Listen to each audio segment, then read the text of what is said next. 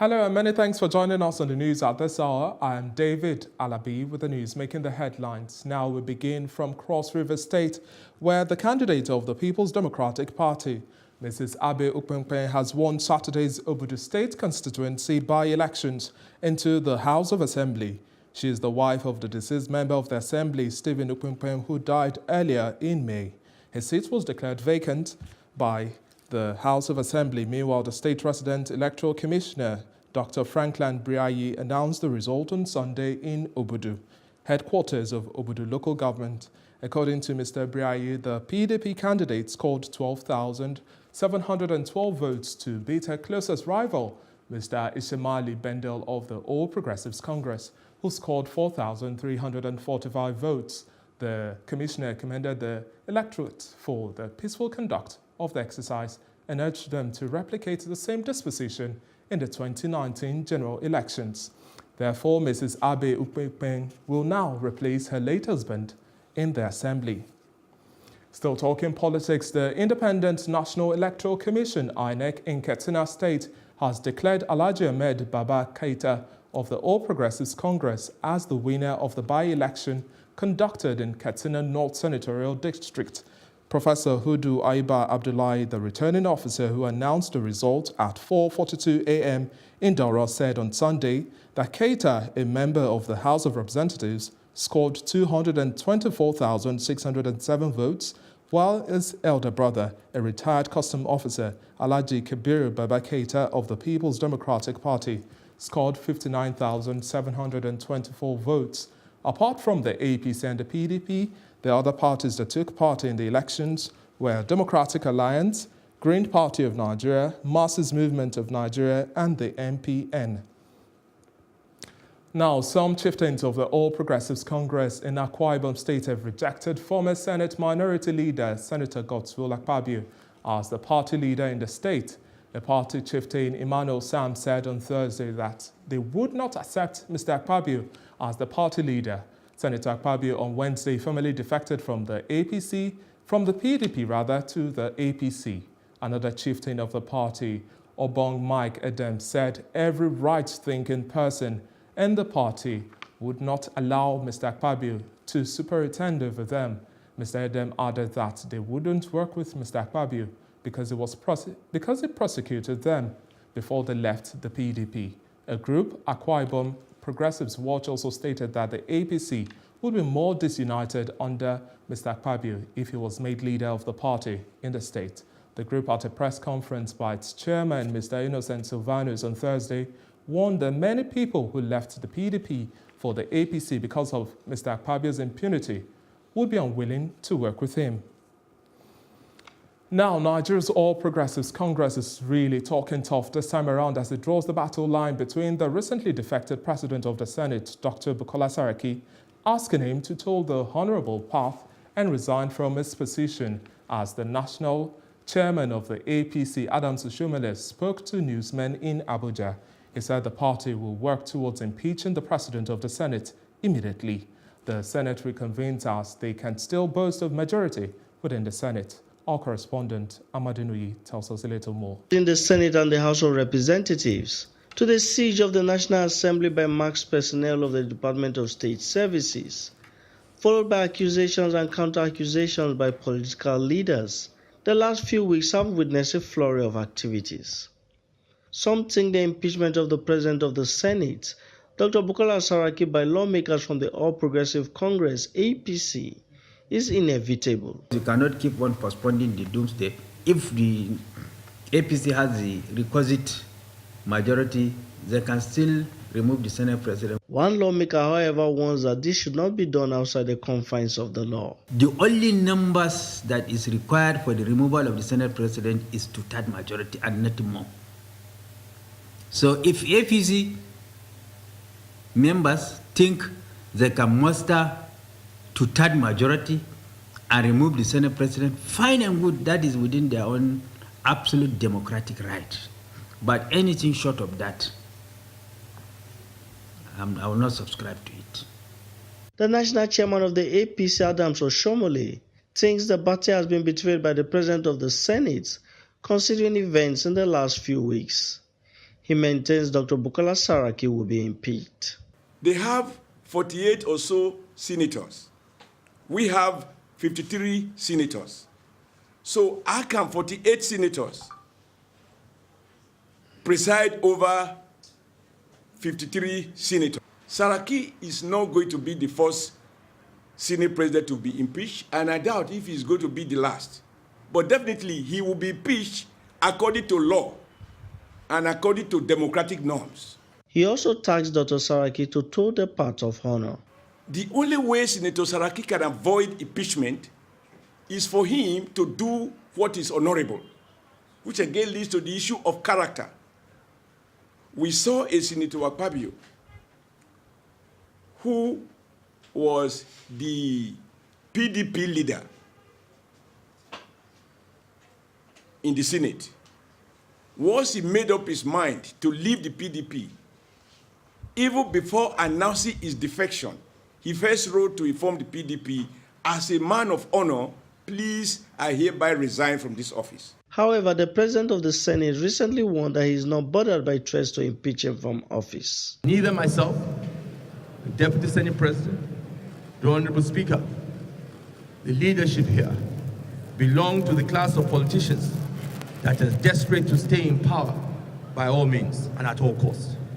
The day 2/3 of our members do not have confidence in any of us, we will leave this place. With intrigues and counter-intrigues set to continue, Nigerians will be keenly watching events within the National Assembly. Amadine Uyi, Plus TV Africa. And in Imo State, Governor Okorocha on Saturday warned politicians and political parties against politicizing the issues of permanent voters' cards collection in the state. Governor Okorocha, in a statement, said that Imo had not done well on the issues of registration and collection of PVCs when compared with the records of some other states. He further stated that the state had no fewer than 480,000 uncollected PVCs and countless unregistered persons. The governor therefore urged politicians and political parties in the state to set aside political sentiments and play their part in ensuring that Imo people got their PVCs in the remaining days left for their exercise. And now, moving on to security matters, in Jankasa village of Igabi local government area of Kaduna State on Saturday, suspected armed bandits ambushed a team of police officers, killing 4 of them. The incident occurred on Saturday morning when a team of policemen went into a bush in the area to carry out a special operation. The police officers were said to have been from the intelligence response team of the Nigerian Police Force headquarters in Abuja. The Kaduna Police Command Public Relations Officer Yakubu Sabo confirmed the casualty. Now, today is the International Day of the Youth, and the United Nations Information The United Nations Information Center in Lagos, in collaboration with other NGOs, has marked the day with the aim of addressing key issues that affect the youth. In line with the UN theme and objective for this year's celebration, the event offered the platform to discuss opportunities for safe spaces for young people to come together and engage in activities relating to their diverse needs and interests. Plus TV Africa's Amaka Okoye was at this year's event and files in this report. The International Youth Day is observed annually on the 12th of August. It serves as an opportunity for governments and others to draw attention to the issues that affect young people worldwide. During the International Youth Day, a theme is selected for the year. For this year, 2019, the theme is Safe Spaces for Youth. In Nigeria, we decided to focus on the digital space and the civic space. The digital space, as we have been discussing, is the safety of young people, our young people. Not only how safe they are in the digital space, but also how they can get opportunities in the digital space. The Nigerian youth is faced by numerous challenges, ranging from insecurity, poverty, corruption, among others. But topping the list is unemployment. In 2016, the National Bureau of Statistics put youth unemployment rate at 65%.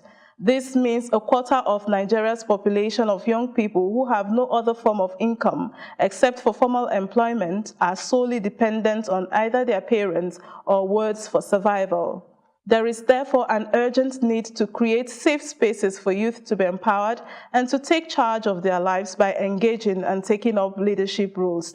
We have youth empowerment initiatives, and there are many programs that are dedicated to assist young people in all sectors, the digital environment, in business, and so forth and so on, so that young people can use these opportunities to build themselves up, but to prepare themselves as future leaders of our countries and the continent eventually. Young people on this day are called to take charge of their lives and environment while preparing themselves to be eventual leaders of tomorrow and asserting themselves in positions of authority and leadership. As a citizen of this country, I have a sense of developing the country in my own little quota, making vital contributions to myself, to the youth, and to those around me, and most importantly, my community at large. The need for safe spaces for the youth cuts across every aspect of their life. For to have a safe youth is to have a safe nation. For Plus TV Africa, Amaka Okoye. We'll take a quick break now. When we return, more news. Stay tuned.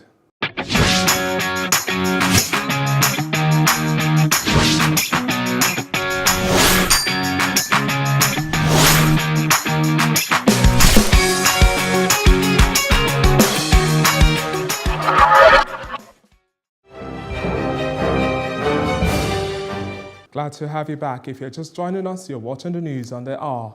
Now, Malians vote on Sunday in a runoff election, and President Ibrahim Boubacar Keïta is favored to beat Somalia, says. Even though ethnic and militant violence has surged during his tenure, Mr. Keïta took 41% of the vote in last month's first round against nearly 18% forces. A former minister and the main opposition leader, the poll was marred by armed attacks and other security incidents that disrupted about a fifth of polling places, and threat of violence could again dampen turnouts on Sunday. The chaotic first round was a reminder that militants, some linked to Al-Qaeda and Islamic State, have regrouped since a French intervention in 2003 and are now expanding their influence across the desert north and into the Fertile Center. Civil society websites Mali Link recorded 932 attacks in the first half of 2018, almost double that for all of 2017 and triple 2015. The activities in Mali and its Sahel neighbors have unnerved Western powers like France and the United States, who have deployed thousands of troops across the region. Egypt's public prosecutor has detained a former monk on charges of killing a bishop at a desert monastery in a case that has rocked the Coptic community, which is the Middle East's biggest Christian minority. A 64-year-old Bishop Epiphanes, who led the Abubakar monastery in Wadi Natron, was killed last month. His death prompted the church to impose strict new measures on its clergy. Lawyer Amnir Nassif told the media that an Alexandria prosecutor on Friday charged Wahel Saad, a monk who was known as Isaiah al-Makari, before he was stripped of his religious titles due to killings. The former head of Justice Alliance of South Africa, John Smith, wanted for questioning in the UK over allegations that he assaulted young men and boys at Christian youth camps, has died. A family statement said 77-year-old Smith was found dead at Cape Town home on Saturday. Quote, "The official cause of death has not yet been known, but the indicators are that it was a sudden heart attack following a heart procedure earlier in the week." And they also added that they are asking the family to be left alone to grieve his passing. End of quote. Now talking health, 4 new cases of Ebola virus have been confirmed in Eastern Democratic Republic of Congo, the health ministry has said, as authorities prepare to deploy an experimental treatment. The latest confirmed cases near the town of Mangina in Congo's North Kivu province bring the total for the current outbreak to 21. The ministry said in a statement late on Friday. 2 more people, one near Mangina and another in the city of Beni, died of Ebola, the ministry said. In all, the hemorrhagic fever is believed to have killed 38 people, although several other cases have not been confirmed. Authorities this week began vaccinating health workers and people who had contact with the confirmed cases. Officials are already using an experimental treatment called MAB114 on Ebola patients for the first time. Steve Auka, a virologist at the National Institute of Biomedical Research in the capital, Kinshasa, told Reuters. Now we'll take another break, but before that, we'll look at updates on the U.S. proposed sanctions on Russia shooting in Manchester and more. Don't go away.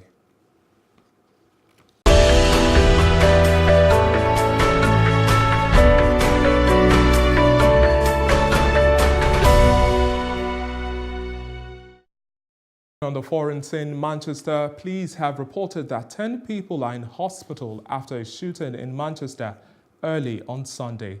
A statement from Greater Manchester Police said that the first call reporting gunshots on Clement Road in the inner city Moorside neighborhood was received at 2:30 a.m. Those being treated in the hospital are suffering from a range of minor to major injuries, the statement added, making no mention of the victims' ages. Community Ambassador Kimo Walker said it was a shock to wake up to the news as the atmosphere had been very positive on Saturday during the city's Caribbean Carnival. It just feels like I'm dreaming, to be honest. I woke up this morning to hearing a few people in the group chats just kind of saying, oh, has anyone heard about last night? And I've seen it on the news and somebody tweeted me asking me if I'm okay. So it's not something you want to wake up to, especially in a thriving community such as Moorside. Because when I was there was lovely things going on. People were dancing, they were enjoying themselves. That's what Carnival is about. You know, it's about enjoyment, positivity. So it's just a bit shame to wake up to this in the morning. And in Canada, police have charged a man in the deaths of 4 people, including 2 police officers, and an unidentified civilian who was killed in a shooting on Friday in the eastern Canadian city of Fredericktown. Police charged Matthew Vincent Raymond, who is 48, with 4 counts of first-degree murder. According to a statement on Saturday, they identified the civilian victims as Bobby Lee Wright, 32, and Donald Adam, 42. Police did not release information about a possible motive or the weapon. The 4 people killed, including police officers Sarah May Byrne, 43, and Lawrence Rob Costello, 45, were shot at an apartment complex in Fredericton, a capital of the new province. Russia-US confrontation is extending to the economic and trade field as Washington is poised to hit Moscow new and powerful sanctions on August 22. Russia views the move as a declaration of economic war. The U.S. State Department said that Washington would impose new sanctions on Russia on or around August 22 over the alleged poison attack on ex-Russian spy Sergei Skripal and his daughter Yulia in the British city of Salisbury in March. According to the Russian Foreign Ministry, the U.S. said that restrictions will possibly include a ban on foreign assistance to Russia and sale of military and dual-use items to the country, as well as renunciation of providing state loans and other financial aid. U.S. State Department officials estimated that the sanctions might affect hundreds of millions of dollars worth of exports, dealing a blow to about 70% of the Russian economy. It might also result in approximately 40% fall in the workforce.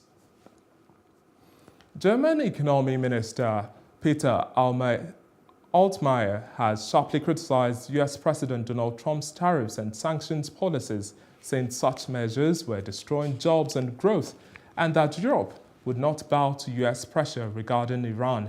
Trump's determination to push ahead with sanctions on Tehran, which also targets European companies doing business with Iran, has opened another battlefront.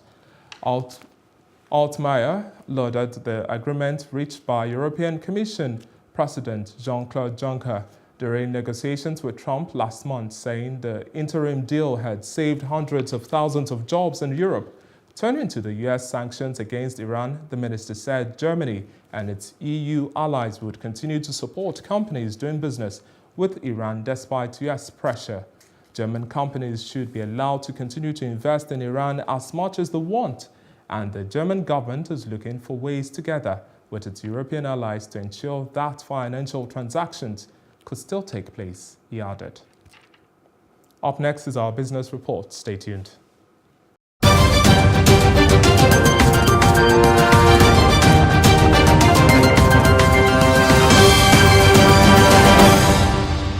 Welcome to Business News. Now, ongoing disagreement between the Nigerian National Petroleum Corporation and international oil companies over production sharing contracts is hindering investment. This also comes with a further decline in joint venture oil and gas production. Dr. Meikanti Baru, Group Managing Director at NNPC, said negotiations between NNPC and the PSC contractors are ongoing to resolve all disputes, as the goal is to ensure continuous investment by the IOCs while maintaining a competitive share of about 47%. The NNPC holds the concession under the PSCs, while the contractors fund development of the deepwater offshore blocks and recover their costs from the production after royalty payment. Both the NNPC and IOCs under the joint venture regime fund field development capital expenditure through cash calls and also get prorate shares of crude oil produced in the proportion of their JV equity holdings.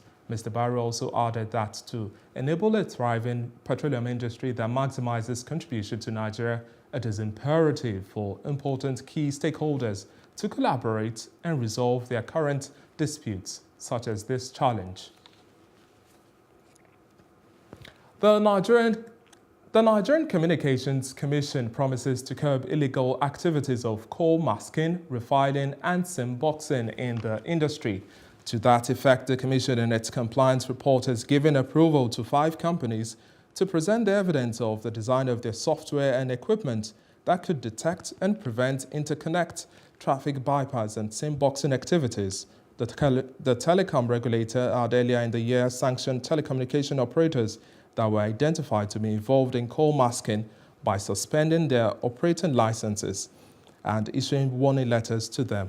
The NCC, through the Director of Public Affairs, Tony Ojobo, also announced that barring of over 75,000 numbers which were assigned to several private network links and local exchange operators' licenses were discovered to be using coal masking.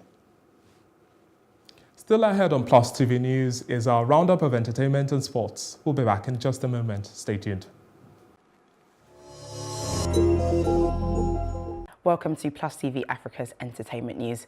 Self-acclaimed King of the Streets, Olamide, released a new song titled Puna.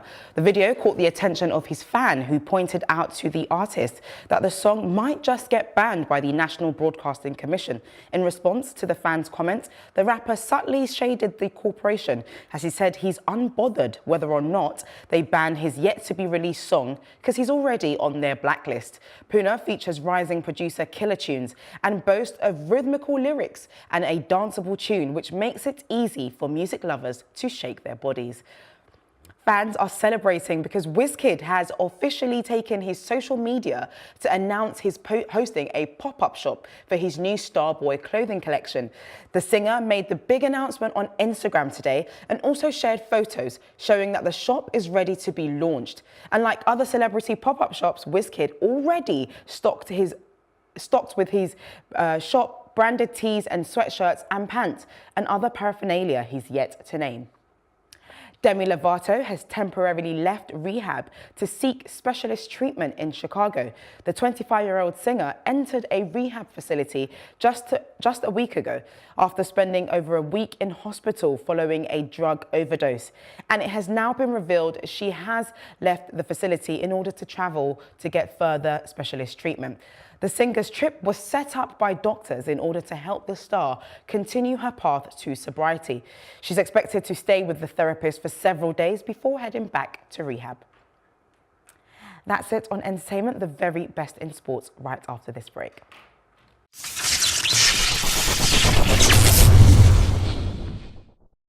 Many thanks, Lakbe. Now in sports news, as the first week of the 2018-2019 English Premier League season kicked off, Paul Pogba's first half penalty and Luke Shaw's second half strike ushered in the new season on Friday night as Manchester United sealed a 2-1 victory over Leicester at Old Trafford. Dele Alli scored the first-half winner as Tottenham beat Newcastle 2-1 in Saturday's early kickoff at St James Park. Jorginho scored on his Chelsea debut as Maurizio Sarri tenor began with a 3-0 win over Huddersfield at the John Smith Stadium. The win for Chelsea sends them to the top of the table for Week 1 with Liverpool yet to play. The game of the day comes at about 4 p.m. as Arsenal hosts reigning champions Man City. For updates on football scores, check out our website www.plustvafrica.com.